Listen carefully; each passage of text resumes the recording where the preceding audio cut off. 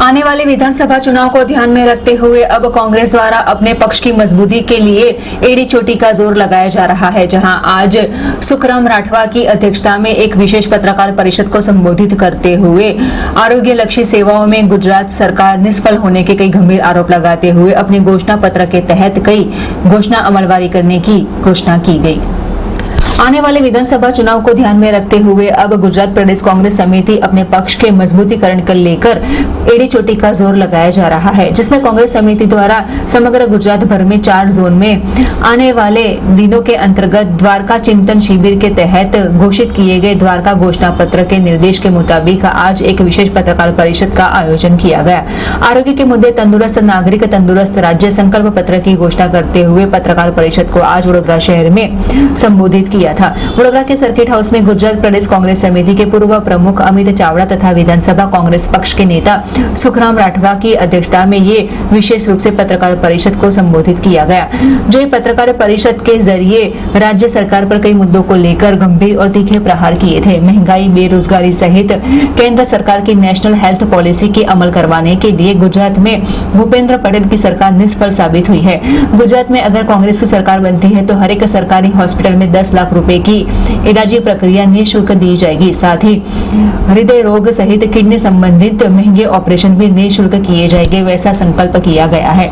जहां कांग्रेस प्रदेश समिति के पूर्व प्रमुख अमित चावड़ा तथा विरोध पक्ष के नेता सुखराम राठवा ने पत्रकारों के साथ बातचीत के मुद्दे कई मुद्दों पर अपनी प्रतिक्रिया दी थी, तो वहीं राज्य तथा केंद्र सरकार पर महंगाई के मुद्दे तीखे प्रहार किए गए। राज्य में बढ़ रही वैसी बेरोजगारी में कई युवा शिक्षित होने के बावजूद बेरोजगार बने हैं। गुजरात में सिर्फ राजकोट शहर में एम्स अस्पताल को मंजूरी देने के बदले गुजरात के 4 जोन में एम्स हॉस्पिटल की घोषणा मोदी सरकार द्वारा करनी चाहिए, वैसी भी जानकारी दी गई।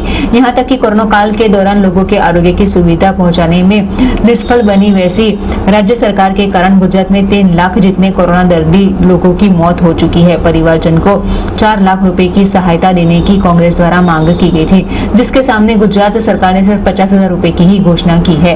जहां आरोग्य लक्षी सेवाओं में अगर कांग्रेस की सरकार आती है तो सभी को निःशुल्क और अच्छी इलाजी प्रक्रिया दी जाएगी, वैसी घोषणा करते हुए कई मुद्दों पर तीखे प्रहार किए थे। नेतृत्व हेठळनी चिंतन शिविर में निर्णय लेवाया मुजब गुजरातना गामडामां आवेल सामूहिक आरोग्य केन्द्रों, प्राथमिक आरोग्य केन्द्रों, PHU अने अन्य दवाखाना मजबूत थाय अने जग्याओ भराय एना माटेना अमारा प्रयत्नों छेल्ला 4 वर्षथी कांग्रेस पक्षे विधानसभा में रजूआत करीने दवाखानानी सुधारणा माटे सरकार ने रजूआत करवा छतां जाड़ी चामड़ीनी आ सरकार जिल्ला में आवेली जनरल हॉस्पिटल, सामूहिक आरोग्य केन्द्रों अने पूर्व पट्टीना जे गामड़ा छे अने कच्छ विस्तारना गामड़ा छे त्यां आवेला प्राथमिक आरोग्य केन्द्र में डॉक्टरोनी जग्याओ हजू पण पूरी शकी नथी एवी परिस्थिति छे। कांग्रेस पक्ष गामडामां अने शहेरमां जनता ने सारी सुविधा मળી रहे ते माटे एक संकल्प लईने आवी छे। 2022 ની ચૂંટણીમાં કોંગ્રેસનું શાસન આવે ત્યારે કોંગ્રેસ પક્ષ અમારે શું કરવું જોઈએ ગામડાના હેલ્થ માટે એની વાતો અમે સંકલ્પ પત્રમાં કરી છે। ત્યારે હું ઈચ્છું કે આ જે અમારી વાત છે, અમારો જે નિર્ણય છે એ નિર્ણય તમારા થકી ગામડા સુધી પહોંચે। आ पछीनी जे बात है लांबी शू निर्णय है ये अमरा पूर्व प्रमुख गुजरात कांग्रेस समितिना अमित भाई चावड़ा साहेब मारी साथे छे, वरिष्ठ नेता है, दिल्ली सुधी पहुँच है, त्यारे अमरी पहुँच है खरी पण अमरी टूकी पड़े आ तो आવું लागी नहीं करता। बधानो आभार। जग्याए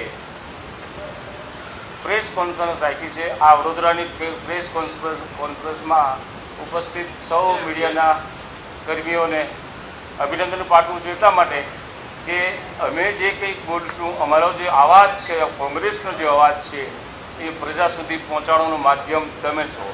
तमारुं माध्यम अमारी हाथे नहीं रहे तो अमारी वातो गामडा सुधी नहीं पहोंचे।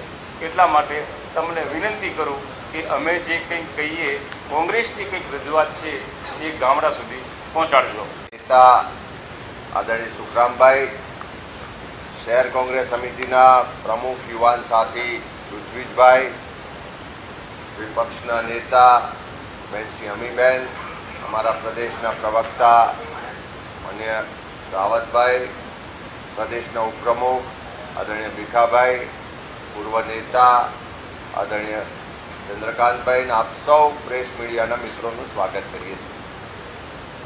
ભારતીય જનતા પાર્ટીના 27 વર્ષના શાસનમાં જે આરોગ્ય ક્ષેત્રની ઘોર ઉપેક્ષા કરવામાં આવી, જે બજેટનો યોગ્ય રીતે ખર્ચ નહીં કરી ગુનાહિત બેદરકારી દાખવી અને ગુજરાતની 6.5 કરોડની જનતાના આરોગ્ય સાથે જે ચેડા કરવાનું કામ આ ભારતીય જનતા પાર્ટીએ કર્યું અને એના જ કારણે આપણે સૌએ અનુભવ્યું કે જે ગુજરાત મોડલ મોદી મોડલની આખા વિશ્વમાં વાહવાહી કરવામાં આવતી હતી, એની જાહેરાતો અને પબ્લિસિટી ખૂબ કરવામાં આવી.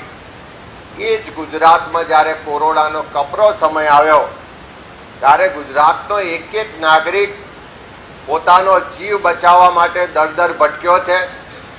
પરિવારનો એક સભ્ય કોરોનાથી બચવા માટે લોકોને ત્યાં આજીજી કરતા, વિનંતી કરતા, કરગરતા આપણે સૌએ જોયા છે. આ કપરા કાળમાં જોયું કે જે સરકારે આરોગ્ય ક્ષેત્રની અનદેખી કરી એના કારણે ગુજરાતની એક પણ પીએચસી, સીએચસી કે સરકારી હોસ્પિટલમાં ગમે ત્યાં જાઓ તો તમને ત્યાં બેડ ના મળે, ત્યાં ઓક્સિજન ના મળે, ત્યાં ઇન્જેક્શન ના મળે, ત્યાં સીટી સ્કેન મશીન ના હોય, ત્યાં વેન્ટિલેટર ના હોય અને જો વ્યવસ્થા હોય તો ત્યાં સ્ટાફ ના હોય, એવી સ્થિતિનું નિર્માણ થયું. અને એના જ કારણે સરકારની આ ગંભીર ગુનાહિત બેદરકારીથી ગુજરાતમાં કોરોના કાળમાં 3 લાખ કરતાં વધારે લોકોના મૃત્યુ થયા. અને એનો જીવતો જાગતો જો પુરાવો આપણે ડેટા આધારિત જોઈએ તો ભારતીય જનતા પાર્ટીની એનડીએ સરકાર 2014થી દેશમાં રાજ કરે છે.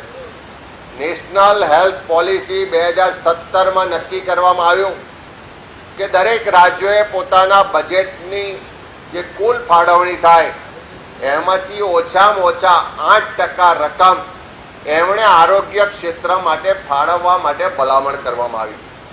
કેન્દ્રમાં ભાજપની